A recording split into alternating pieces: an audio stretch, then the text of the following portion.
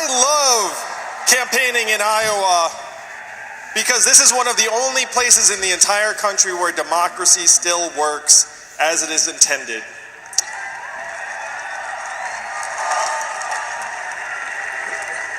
You know this, but I don't know if you realize just how much power is in this room tonight. I did the math, Iowa. Do you know how many Californians each of you is worth? 1,000 Californians each. When I look around this arena tonight, I do not just see 14,000 Iowans. I see 14 million Californians. That is the power in this room, the power to change the course of history. That's why it is a thrill to be back here and a privilege to address you all. Now, I'm a presidential candidate, yes, but I'm also a parent and a dad. How many of you all are parents? Yeah, my wife Evelyn is here with us tonight. We have two young boys, Christopher and Damien, and I'm running for president because of a thought that the parents here in this room have had, but we have been afraid to express. And it is this: our kids are not all right. They are not all right because we have left them a future far darker than the lives that we have led as their parents. Now, many of you think of me as a business guy, but for the last 7 years, I've been a nonprofit guy. I started a nonprofit called Venture for America that helped create thousands of jobs in cities like Detroit, Cleveland, St. Louis, Baltimore, and you know what I saw during these 7 years? I saw millions of young people who were not starting families, let alone businesses, because they couldn't pay their bills. I saw millions of young people who were buried under a mountain of debt and trapped in their parents' basements. I saw record high levels of anxiety, stress, depression, mental illness, even suicides and drug overdoses, to the point that our country's life expectancy has declined for 3 years in a row. First time in 100 years that has happened, Iowa. If you turned on cable news today, why would you think that Donald Trump is our president? Go ahead and shout something out. Someone who's not the Yang Gang. Russia, racism, Facebook, Hillary Clinton, emails, all mixed together. But I believe many of you know different. I'm a numbers guy, and the reason why Donald Trump is our president, the reason why he won your state by 8 points, is that we blasted away 40,000 manufacturing jobs right here in Iowa, and you saw all of those towns go from blue to red as it happened. And that did not just happen here in Iowa. We did it in Michigan, Ohio, Pennsylvania, Wisconsin, Missouri, all of the swing states that Donald Trump needed to win. We blasted away 4 million manufacturing jobs, and unfortunately, we are not stopping there, Iowa.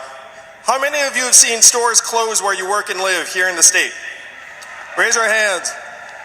And why are those stores closing? It's a one-word answer. Amazon, that's right. Amazon's soaking up $20 billion in business every year, causing 30% of your stores and malls to close. How much did Amazon pay in federal taxes last year? That is your math, Iowa. 20 billion out, 0 back. 30% of your stores and malls close. The most common job in your state is retail clerk. 39-year-old woman making between $9 and $10 an hour. When her store closes, what is her next move going to be? I am a numbers guy, but you don't need the numbers. You just look around your communities. You see it when you walk into the CVS and the grocery store and you see the self-serve kiosk. You see your neighbor's kids addicted to drugs. You see the headlines where Google and Uber are working on trucks that can drive themselves. These are the real problems that got Donald Trump elected, the fact that more and more of us are feeling left behind. Experts are calling this economic transformation, this period, the fourth industrial revolution. When is the last time you heard a politician even breathe the words fourth industrial revolution? Just now, right? And I am barely a politician. These are the problems that got Donald Trump elected, and this is what you must solve. This is how you must use your power. Now, I want you all to ask yourselves for a moment, How is a man you'd never heard of 8 months ago speaking after Joe Biden and before Elizabeth Warren?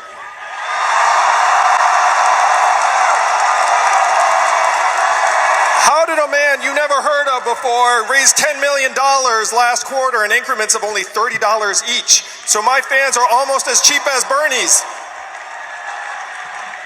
It is because I know what the true nature of the problems are and how we can solve them.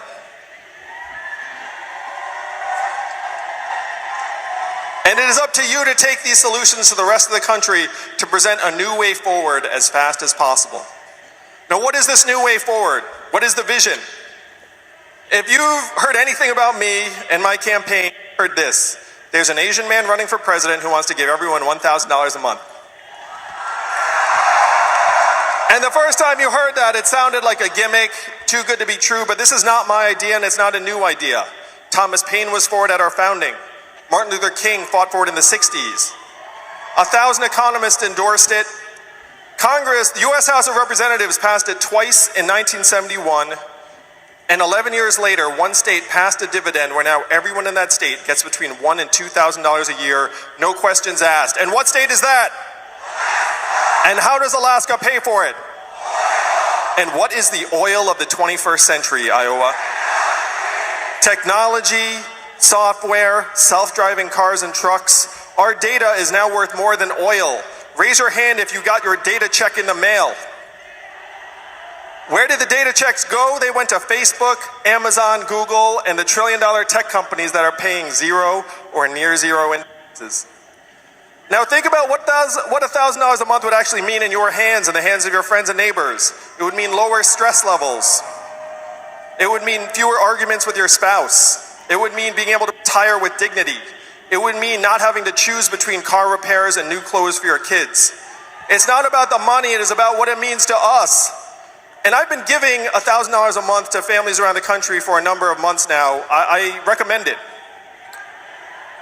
And one of them is here tonight, Kyle Christensen, who lives in Iowa Falls. Thank you, Kyle. Look at that. I thought you were up there, Kyle. I'm glad you're at the fancy table. So Kyle lives in Iowa Falls with his mom who's recovering from cancer. And when I saw Kyle on my last trip, he said that after he'd taken care of some bills, he bought a guitar and was playing shows for the first time in years. For Kyle, it was a guitar. For Jody in New Hampshire, it was car repairs to visit her daughter. For Mallory in Florida, it was going back to school at the age of 68. This is what the Freedom Dividend would mean for us in real life. And this is the vision that you can make a reality like this, Iowa, because this is your power and your power alone.